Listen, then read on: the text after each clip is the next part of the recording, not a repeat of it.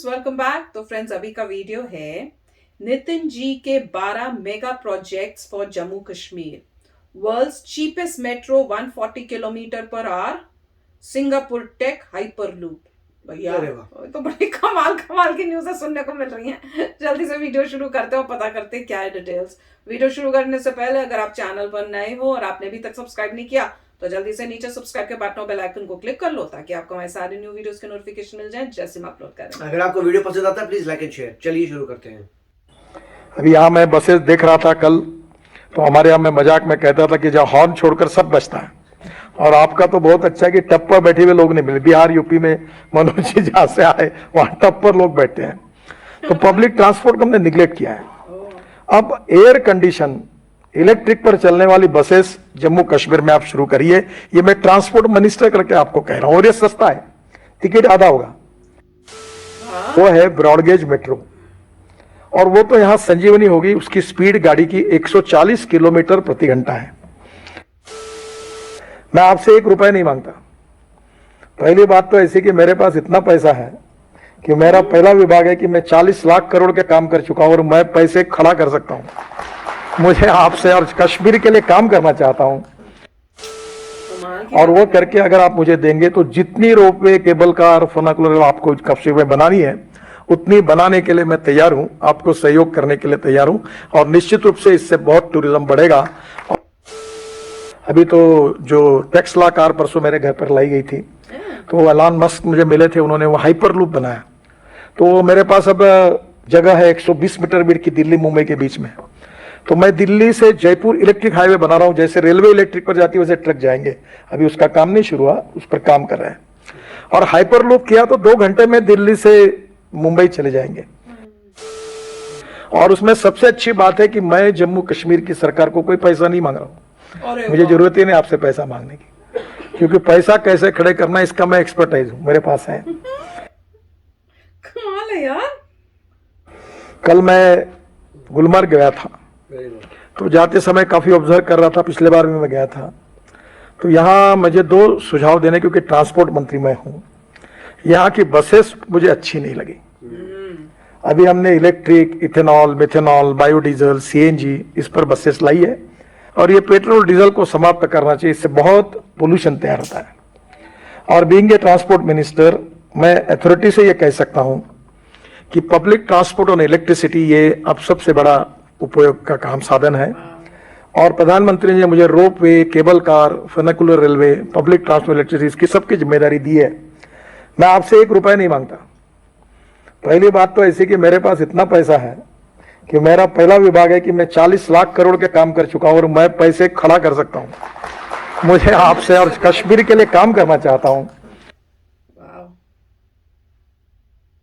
और अभी तो मैं देश में 4-5 जगह पर ऐसे ब्रिज बना रहा हूं कि नीचे में 8 लेन रोड, ऊपर में 6 लेन ब्रिज फर्स्ट लेवल, फिर उसके ऊपर में 6 लेन ब्रिज सेकंड लेवल, और उसके ऊपर से ये पब्लिक ट्रांसपोर्ट सिस्टम और इलेक्ट्रिक पुणे में बना रहा हूँ। शिरूर से लेकर वाघोली तक 50 किलोमीटर।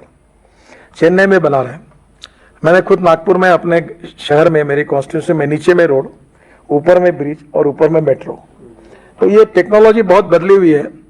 तो आपके यहाँ भी हम लोग इसका सबका उपयोग करना चाहते हैं। तो ये रोप वे, केबल कार, फर्नाकुलर रेलवे की, जैसे मनोज जी हिमाचल प्रदेश ने जो पॉलिसी पास की वो आप बुला लीजिए, और वो करके अगर आप मुझे देंगे तो जितनी रोपवे, केबल कार, फर्नाकुलर आपको कश्मीर में बनानी है उतनी बनाने के लिए मैं तैयार हूं, आपको सहयोग करने के लिए तैयार हूं, और निश्चित रूप से इससे बहुत टूरिज्म बढ़ेगा और जम्मू कश्मीर के अनेक युवाओं के हाथों को रोजगार मिलेगा। हम कटरा में अभी इंटरमोडल स्टेशन बना रहे हैं, आपने ही सहयोग दिया है।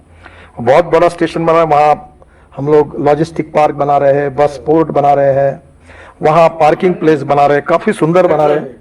और ये आपके सब स्टेशन के लिए मैंने मनोज कुमार जी को जो बैठे हैं उनको कहा कि मुझे ऐसा आर्किटेक्ट नहीं चाहिए। तो हबीब खान करके हिंदुस्तान के आर्किटेक्ट एसोसिएशन के ऑल इंडिया के प्रेसिडेंट हैं, वो मेरे मित्र थे, और वो यहाँ आके गए श्रीनगर, और आपके पूरे रोड साइड एमिनिटीज और कटरा से लेकर सब डिजाइन करने के लिए मैंने उनको कहा। और उनके जो डिजाइन हैं आज मनोज कुमार जी जाने के पहले आपको दिखा देंगे। इतने सुंदर डिजाइन बनाए हैं कि ये वर्ल्ड प्राइड की जगह से डिजाइन बना है। तो मैं आपको ये निश्चित रूप से जम्मू श्रीनगर में भी, यहाँ मैं कल कुछ व्यापारियों से मिला, मुझे रास्ते में तो कह रहे थे हमारा लॉजिस्टिक्स ये नहीं है, कॉस्ट बढ़ती है। तो मैंने कहा कि मैं आपकी लॉजिस्टिक कॉस्ट 2 साल के अंदर कम कर दूंगा। buses in Jammu. Bus port यानी बस स्टेशन, अभी यहाँ मैं बसेस देख रहा था कल, तो हमारे यहाँ मैं मजाक में कहता था कि जहाँ हॉर्न छोड़कर सब बचता है, और आपका तो बहुत अच्छा है कि टप पर बैठे हुए लोग नहीं मिले। बिहार यूपी में मनोज जी जहाँ से आए वहाँ टप पर लोग बैठते हैं। तो पब्लिक ट्रांसपोर्ट को हमने निगलेक्ट किया है। अब एयर कंडीशन इलेक्ट्रिक पर चलने वाली बसेस जम्मू कश्मीर में आप शुरू करिए, ये मैं ट्रांसपोर्ट मिनिस्टर करके आपको कह रहा हूं, और ये सस्ता है, टिकट आधा होगा, क्योंकि एक बेस्ट की डीजल की बस जब मुंबई में चलती है तो 115 रुपए किलोमीटर उसका खर्चा है। वो मैंने 100% बायो इथेनॉल पर चलाई, जो गन्ने के जूस से होता है। नागपुर में 35 बसेस चली, उसकी कॉस्ट 78 रुपीज पर किलोमीटर है। और जो इलेक्ट्रिक पर चलती है, पूना में अभी बसेस आई इलेक्ट्रिक की, कल परसों में पूना में ही था, कोल्हापुर कराड़ में, वो बसेस मैंने देखी, वो मैंने ही लाई। वो बसेस की 50 रुपए पर किलोमीटर कॉस्ट है। तो जम्मू कश्मीर की जनता टिकट रेट 25% कम करके 100%, अब एयर कंडीशन की यहाँ जरूरत नहीं है, पर लग्जरी बस में बैठ सकती है। और इसलिए आप इसको निश्चित रूप से करिए। और दूसरी एक योजना जो मैंने अपने नागपुर शहर में पहली बार, आप रेलवे मंत्री थे, रेलवे से क्लियर की है, वो है ब्रॉडगेज मेट्रो। और वो तो यहाँ संजीवनी होगी, उसकी स्पीड गाड़ी की 140 किलोमीटर प्रति घंटा है।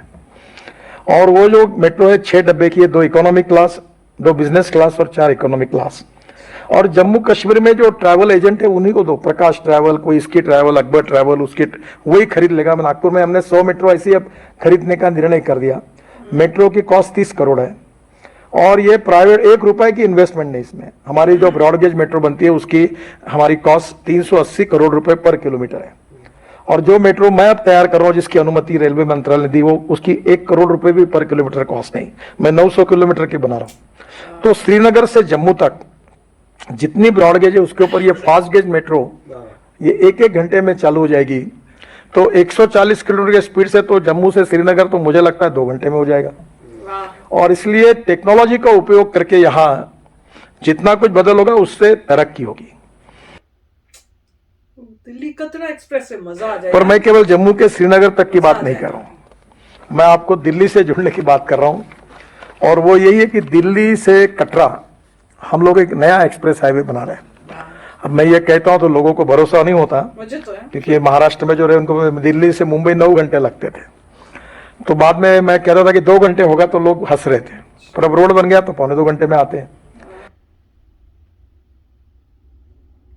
परसों मैं दिल्ली मुंबई हाईवे पे गया था, जो हमने बनाया 70% काम हुआ है, कि दिल्ली से मुंबई 12 घंटे में। और मैं जब ट्रायल कर रहा था तो 170 किलोमीटर स्पीड से मैं गाड़ी में बैठकर चल रहा था, पता ही नहीं चला कुछ, इतना अच्छा रोड बना है। और इस दिल्ली मुंबई हाईवे को हम दिल्ली कटरा से जुड़ेंगे, और दिल्ली से कटरा ये 6 घंटे में हो जाएगा।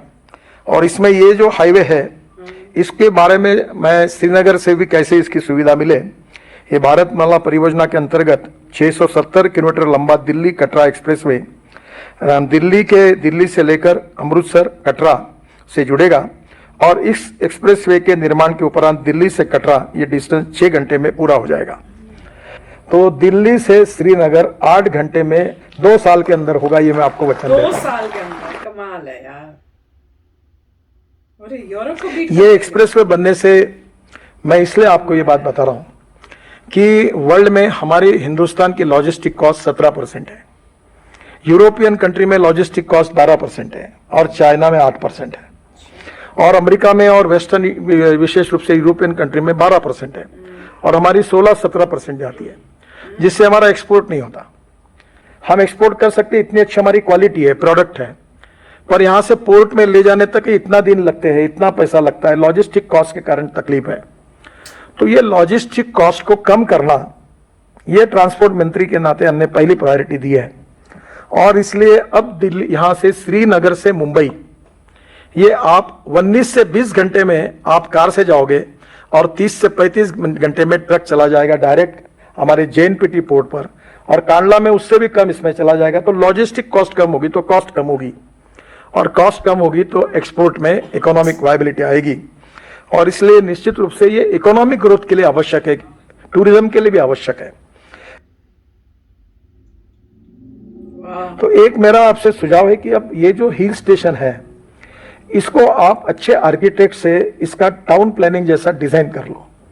कल मुझे गुलमर्ग में भी देखने को मिला कि जिस प्रकार का क्लीननेस यूरोपियन स्विट्जरलैंड में मिलता है वैसा नहीं है। तो आप उस प्रकार का डिजाइन करके, क्योंकि इस सब के पीछे एक ही विचार है कि जम्मू कश्मीर के जवान लोगों के हाथों को काम कैसे मिले।